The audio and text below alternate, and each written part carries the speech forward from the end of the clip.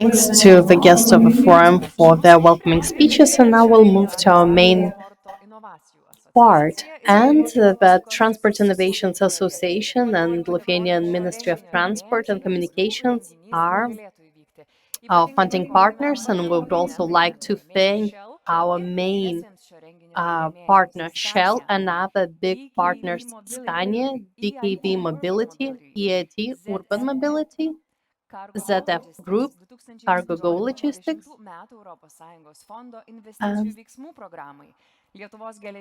Lithuanian Railroads, Innovations Agency, Admiral Project, EU for FTI project, and all other funding partners. Let's give them a round of applause. Warm thanks to all of our partners. And now for the first speech of the day, we would like to invite the Head of Analysis, Data and Modeling, OECD Trade and Agriculture Directorate Representative, Frank van Tongeren. His team watches and analyzes the dependence of the changes that are happening on the market, and their created model has become a really important tool when solving political and practical issues in the field. He collaborates closely with various institutions all over the world. Before starting to work in OECD, he worked in Rotterdam Erasmus University, and he gained his doctorate degree from there as well. So I would like to invite Frank to take the stage, please.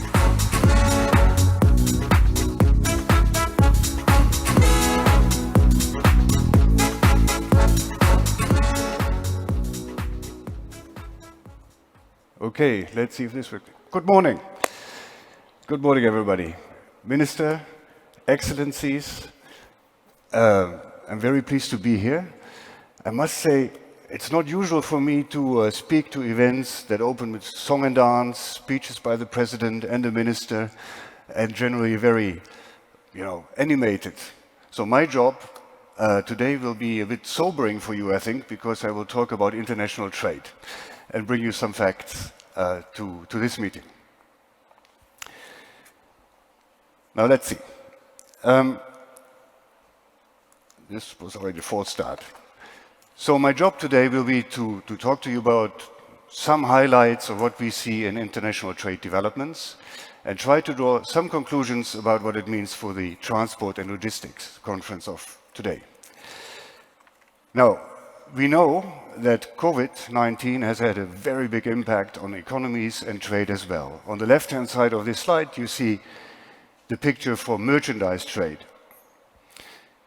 Trade has slumped a lot during the COVID 2020, but also recovered very, very quickly after. That's the left-hand side. On the right-hand side, we have services. You see there's also a big slump, even deeper, and a much slower recovery to kind of a pre-COVID normal. The high and volatile commodity and energy prices, coupled with policy measures to tame inflation, contributed to dampen import demand. So that's quite clear in 2020. But now we know that the latest numbers show a further decline in merchandise trade volumes even. Volumes in 2023 have been declining gradually.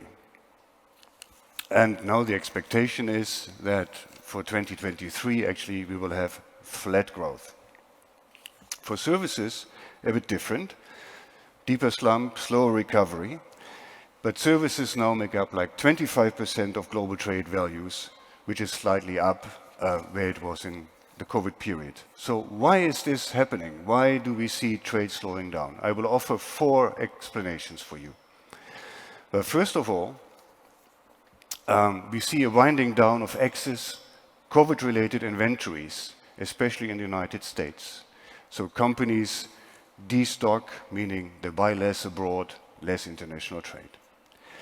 The second and rather obvious explanation is a global economic slowdown that always brings lower trade volumes. The third point is that high interest rates and inflation reduce demand for consumer durables, like cars, for example, and also investment goods. Those become obviously more expensive, and both from a production cost perspective and from the financing perspective. High interest rates encourage more saving and less expenditure. So, given that, as far as the consumer demand is concerned, a big part of international trade is related to durables, it's natural that the trade volumes also decline. The fourth part is perhaps less obvious. You saw on the previous slide, and in this slide, that services trade is picking up. Services demand in general is picking up relative to COVID, and we see a continued shift of consumer demand towards services to levels that we have seen pre-COVID.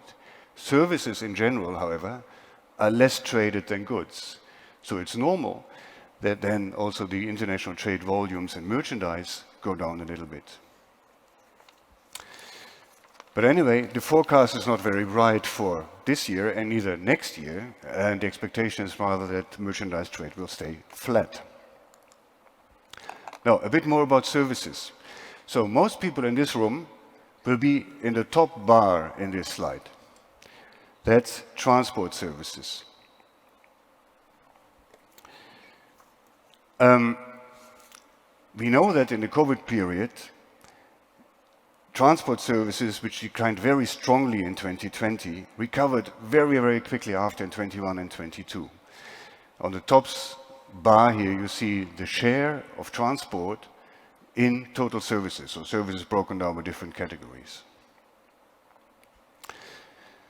So I said most of the people in this room will be in the top bar somehow, where you had expansion, very strong expansion of trade volumes, trade values, and expanding share of transport in total services trade. For Lithuania, our host country, transport and logistics is a super important sector, accounting for about half of exports, about 8% of employment, and I understand you have a high vacancy rate even, looking for people to work in the sector, even if, due to the events in Ukraine, you had a slowdown, especially in rail transport. But anyway, for our host country, very important. For many of the people in this room, it's their activity, their living. So you have been in the top, expanding. Now, the issue for you, of course, is where will it go?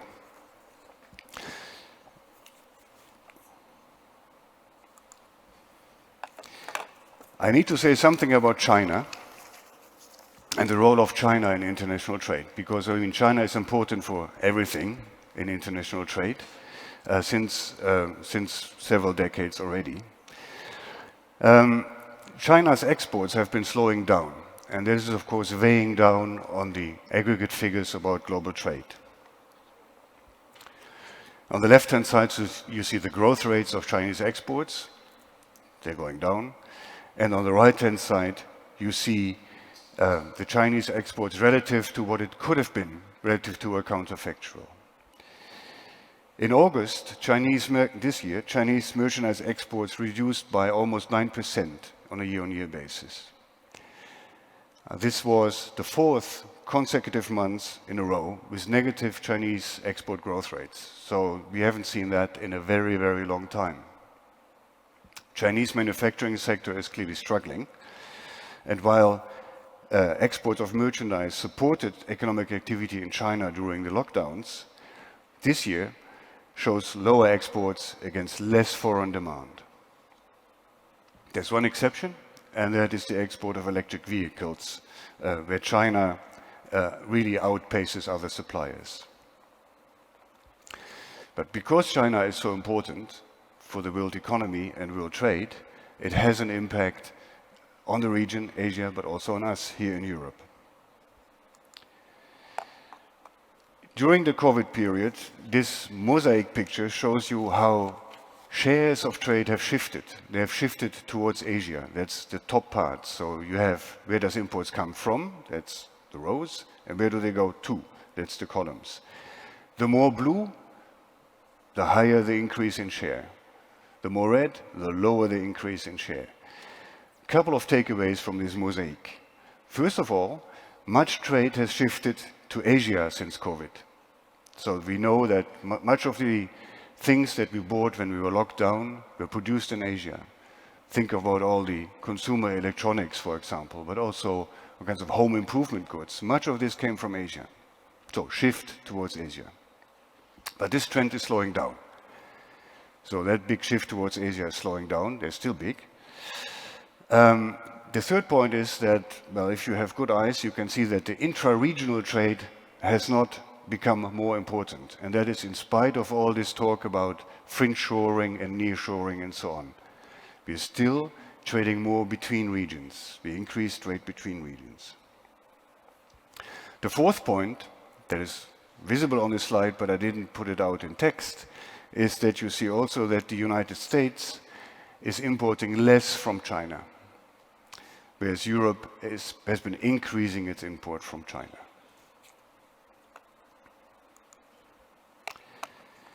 Now, shipping costs. I assume some of you here in the room will be in the sea transport business as well.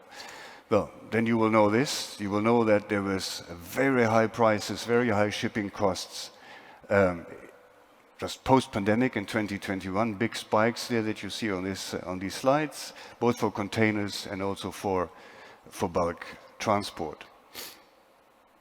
But mid this year, container shipping costs reached their lowest levels since the start of the pandemic.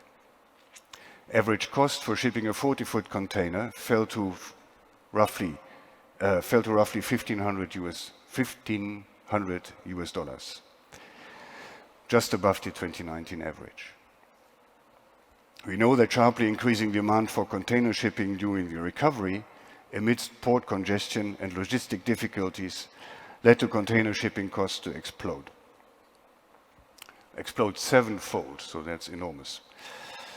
But this contrasts with last year, 22, where demand stagnated, and even this year stagnated even more, while at the same time the supply of container shipping grew at a steady pace. And the data show that the container shipping order books are increasing, so the companies are ordering new ships, and that may lead to some overcapacity going forward. Similar story for dry bulk cost, cooling down, slight increase after Russia's large-scale invasion of Ukraine, but that has not led to lasting increasing prices.